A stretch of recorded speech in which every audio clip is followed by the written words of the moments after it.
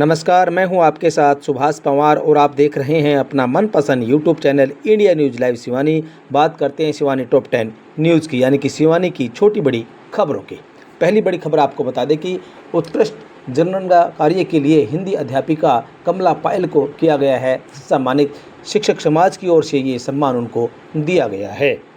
आपको बता दें कि शिक्षक समाज सिवानी द्वारा राजकीय वरिष्ठ माध्यमिक विद्यालय लीलस की हिंदी अध्यापिका कमला पायल को जनगणना कार्य में उत्कृष्ट योगदान के लिए भव्य समारोह आयोजित कर उनका सम्मान किया गया है। कमला पायल ने कठिन परिस्थितियों और भीषण गर्मी के बावजूद 1185 मकानों का सूचीकरण कार्य पूरा निष्ठा के साथ, लगन के साथ और समर्पण के साथ निर्धारित समय में सफलतापूर्ण पूरा किया है। उनके इस सराहनीय कार्य के लिए शिक्षक समाज की ओर से उन्हें फूल माला पहनाकर, प्रशस्ति पत्र देकर, शाल ओढ़ाकर उनका सम्मान किया गया है।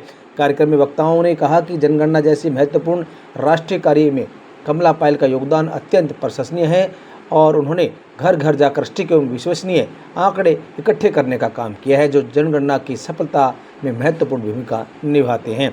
1185 मकानों का सूचीकरण अपने आप में एक उल्लेखनीय उपलब्धि है। शिक्षकों ने उनके कार्य को अन्य कर्मचारियों एवं शिक्षकों के लिए प्रेरणादायक बताया। सम्मान समारोह में की अध्यक्षता करते हुए राजकीय सरकारी स्कूल के प्राचार्य सुरेश शोरान ने उनकी जमकर प्रशंसा की। इस दौरान प्राचार्य जो लीलस के प्राचार्य हैं विनोद पिलानिया, जगजीत सिंह बेनीवाल, राजेश कुमार मेहरिया, बलबीर सिंह पूनिया, अनिल कुंडू, रोहतास मीना, अजय शोरान, हंसराज तरड़, विक्रम तरड़, अजय पूनिया, योगेंद्र फोगाट, सुनीता दलाल, रीटा रानी, कमला रानी, हरपाल सिंह, अनिल सैनी, परविंदर सिंह बड़वा, शारदा देवी, कमल सिंह पीटीआई, राज सिंह मलिक, धोलूराम, रविंद्र गोस्वामी सहित अनेक शिक्षकों ने उनकी प्रशंसा की और उनके इस योगदान को सराहा।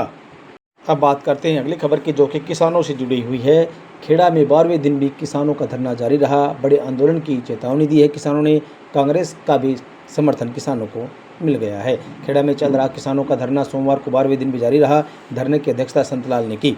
12 दिन बीत जाने के बाद भी सरकार और जिला प्रशासन द्वारा बातचीत की पहल न करने से नाराज किसानों ने सरकार के खिलाफ जमकर नाराजगी की और साथ ही चेतावनी दी कि उनकी अनदेखी इसी तरह जारी रही तो वे बड़े आंदोलन करने पर मजबूर होंगे।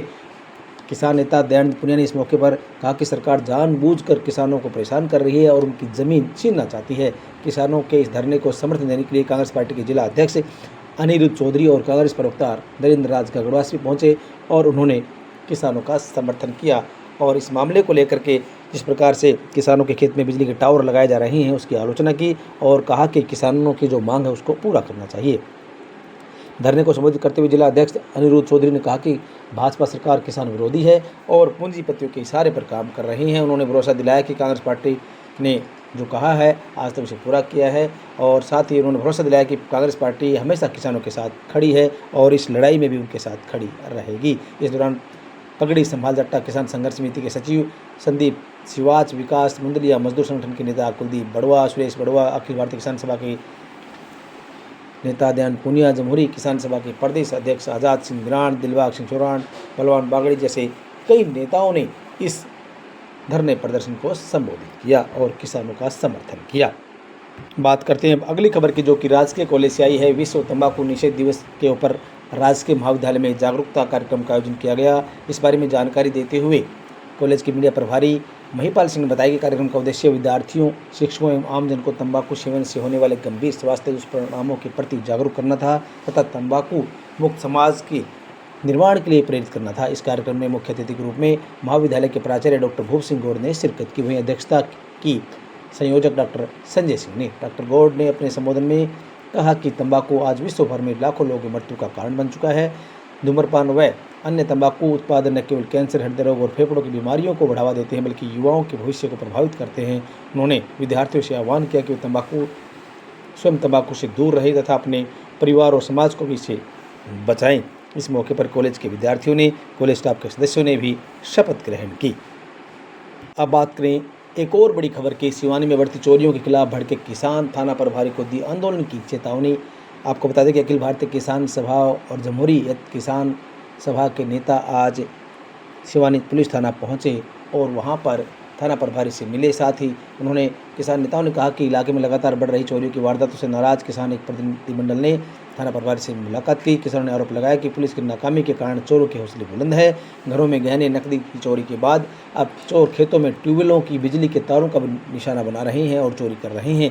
बीती रात को भी बख्तावरपुर गाँव में 6 किसानों के खेतों से चोरों ने डोरी काट लेकर ले गए। किसानों ने बताया कि कुछ दिन पहले बैल पुलिस द्वारा पकड़े गए चोरों ने सिवानी इलाके में चोरियां कबूल की है, लेकिन पुलिस अब तक कोई बरामदगी नहीं कर पाई है। किसानों ने चेतावनी दी है कि यदि जल्द ही चोरों को नहीं पकड़ा गया, सख्त कार्रवाई नहीं की गई तो किसान आंदोलन करने पर मजबूर होंगे। इस मौके पर किसान नेता ध्यान पुनिया, बलवान बागड़ी, आज़ाद बिरान, जंगबीर ढांडा, दिलबाग शोराण, रामचंद्र फौजी, अंतर कस्बा, संतलाल पुनिया सहित अनेक किसान नेता मौजूद रहे। साथ ही थाना प्रभारी ने किसानों को भरोसा दिलाया कि सख्त कार्रवाई होगी, इसमें कोई दो राय नहीं है। मुर्दाबाद और कंपनी की गुंडागर्दी नहीं चलेगी, नहीं चलेगी, नहीं चलेगी। जमीन हमारी, रेट तुम्हारा नहीं चलेगा, नहीं चलेगा, नहीं चलेगा।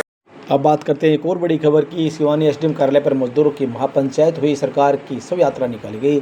संयुक्त निर्माण मजदूर मोर्चा के आह्वान पर निर्माण मजदूरों ने अपनी विभिन्न मांगों को लेकर के सोमवार को एसडीएम कार्यालय सिवानी पर विशाल महापंचायत की तथा बाद में एसडीएम कार्यालय से पुराने बस अड्डे तक सरकार की प्रतीकात्मक शव यात्रा निकालकर पुतला दहन किया। सरकार ने बंद पड़े श्रम कल्याण पोर्टल को तत्काल खोलने, रद्द किए गए पंजीकरण बहाल करने, निर्माण यूनियनों को सत्यापन का अधिकार देने, बीपीएल राशन कार्ड पुनः जारी करने, छात्रवृत्ति तथा आवास योजना का लाभ देने तथा मनरेगा के पुराने कानून को बहाल करने जैसी मांग उठाई। महापंचायत की संयुक्त अध्यक्षता भवन निर्माण कारीगर यूनियन हरियाणा के नेता बंशीलाल बड़वा एवं इंटक नेता साधुराम रूपाणा ने की, जबकि मंच का संचालन सीटू नेता कुलदीप बड़वा ने किया।